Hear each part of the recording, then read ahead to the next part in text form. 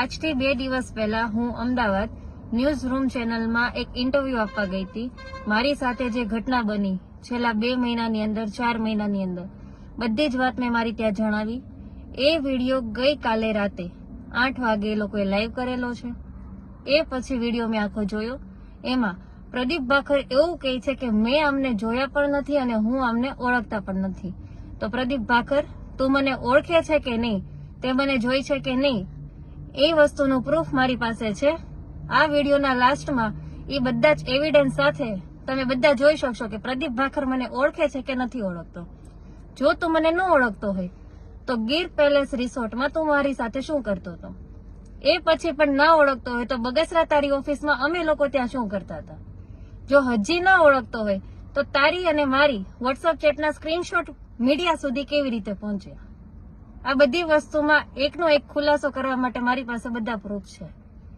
બીજી વસ્તુ, તું એમ કે છો કે હું આને ઓળખતો નથી કે મારે આની સાથે કઈ છે નહીં, તો આપણે લાઈવ મેડિકલ ટેસ્ટ કરાવવા તૈયાર છીએ. હું મારા મેડિકલ ટેસ્ટ કરાવવા તૈયાર છું. તું પણ આવી જા તારા મેડિકલ ટેસ્ટ કરાવવા. ખબર પડી જશે કે તું મને ઓળખે છે કે નથી ઓળખતો. પ્લસ બીજી વસ્તુ, મારા પતિનો વિડીયો અત્યારે વાયરલ થઈ રહ્યો છે, જેમાં એ મારા વિરુદ્ધમાં, મારા ફેમિલીના વિરુદ્ધમાં બધા એવિડન્સ આપીને બોલે છે કે આ ટોટલી વસ્તુ ખોટી છે, આ લોકો સાચા છે, મારી વાઈફ ખોટી છે. તો એ વિડીયો બાબતે બી મારી પાસે પ્રૂફ છે કે તમે લોકોએ કેવી રીતના એની પાસેથી પ્રેશર કરીને વિડીયો બનાવેલો છે. જો એમાં બી મને ડાઉટ લાગશે, એમાં બી મને એમ લાગશે કે મારો ઘરવાળો એ તમારા લોકોની સાથે છે, એણે આ બધું જાણી જોઈને કરેલું છે, તો ટોટલી એક્શન એની ઉપર પણ હું લઈશ. કાયદેસર પગલા જે થતા હશે એમાં મારા ઘરવાળાનું નામ પણ આવશે. આ બધી વસ્તુ બન્યા પછી કાલે રાતથી 12 વાગ્યાથી લઈને મારી ઉપર જેવી કાકડિયા તરફથી સમાધાનના ફોન પણ આવે છે, રાજકીય પક્ષો દ્વારા પણ મને ફોન આવે છે કે તમે સમાધાનમાં બેસી જાઓ અને આનંદ કાકડિયાનું નામ કાઢી નાખો. ભાખર સાથે તમારે જે કરવું હોય એ કરો. પણ નહીં, હું કોઈ સમાધાનમાં બેસવાની નથી. હું જેમ 2 મહિના જેલની સજા કાપીને આવી છું એમ જ મારે આ લોકો જેલના સળિયા પાછળ જોઈએ. મને એટલો વિશ્વાસ છે ન્યાયતંત્ર ઉપર કે મને મારો ન્યાય મળશે. રાજ્યના મુખ્યમંત્રી સુધી મારો આ વિડીયો પહોંચે એવી હું આશા રાખું છું. અને મારે જરૂર પડશે તો હું સીબીઆઈની મદદ પણ આમાં લઈશ. પોલીસ સ્ટેશનમાં પણ હું આ એફઆઈઆર મારી મૂકવાની છું. જો ત્યાંથી પણ મને સપોર્ટ નહીં મળે તો હું કોર્ટના દરવાજા ખખડાવીશ. હું એટલા બધાને એક જ વિનંતી કરું છું મીડિયા દ્વારા કે મને આ વસ્તુમાં ન્યાય અપાવો, આના કાયદેસર પગલાં લ્યો, સાબિતી સાથે બધા સામે આવો. જો હું સાચી હોઉં તો મને ન્યાય મળવો જોઈએ, પ્રદીપ ભાખર સાચો હોય તો પ્રદીપ ભાખરને ન્યાય મળવો જોઈએ. અને બીજી વસ્તુ, પ્રદીપ ભાખરે મારી જેવી ઘણી છોકરીઓના આવી રીતના શોષણ કરેલા છે, પણ એ બધી છોકરીઓ સમાજના ડરે બહાર નથી આવેલી.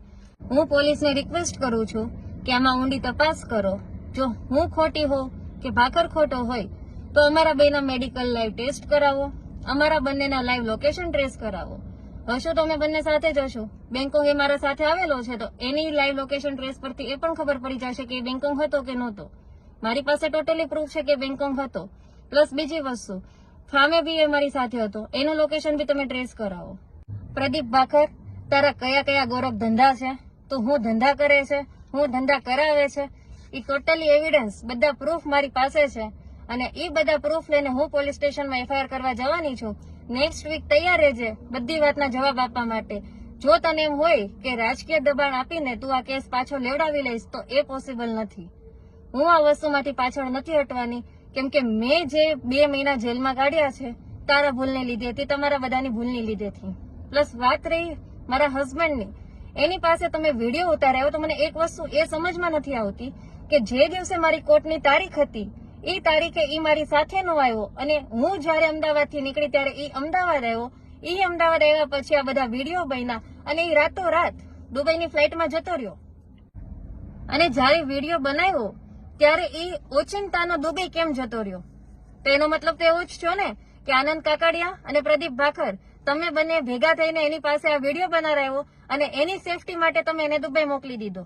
જો ઈ સાચો હોય અને તમે બધા સાચા હોય તો એને દુબઈથી અહીંયા પાછો લાવો અને મીડિયા સામે રજૂ કરો કે હું જે બોલ્યો છું એ સાચું બોલ્યો છું, આમાં કોઈનો હાથ નથી. કેમ કે મારી પાસે તો પ્રૂફ છે જ તે કે આ વિડીયો ફોર્સફુલી બનાવવામાં આવ્યો છે. એટલે બધા ધ્યાન રાખજો. હું આ કેસ પાછો લેવાની નથી, હું હાર માનવાની નથી. અને મારા હસબન્ડના વિડીયોમાં તમે ધ્યાનથી જોજો, તમને બધાને આઈડિયા આવી જશે કે ઈ એક સ્ક્રિપ્ટેડ વિડીયો છે. સ્ક્રિપ્ટ બનાવીને એની પાસે બોલાવેલું છે. બીજી વસ્તુ કે એમાં કટકા પાડીને એંગલ બી ચેન્જ થાય છે. તો જે સમજદાર વ્યક્તિ છે એને તો ખબર પડી જ ગઈ હશે કે આ વિડીયો સ્ક્રિપ્ટેડ છે, એની પાસે ફોર્સફુલી બનાવેલો છે. અને હજી કહું છું કે જો ફોર્સફુલી નહીં બનાવેલો હોય તો કાયદાના જે પગલા છે એ મારા હસબન્ડ તરફથી પણ લેવામાં આવશે. હું એની તરફ બી આ કેસ કરવાની છું જો આ વાત સાચી નીકળી કે એણે એની મરજીથી વિડીયો બનાવ્યો છે તો.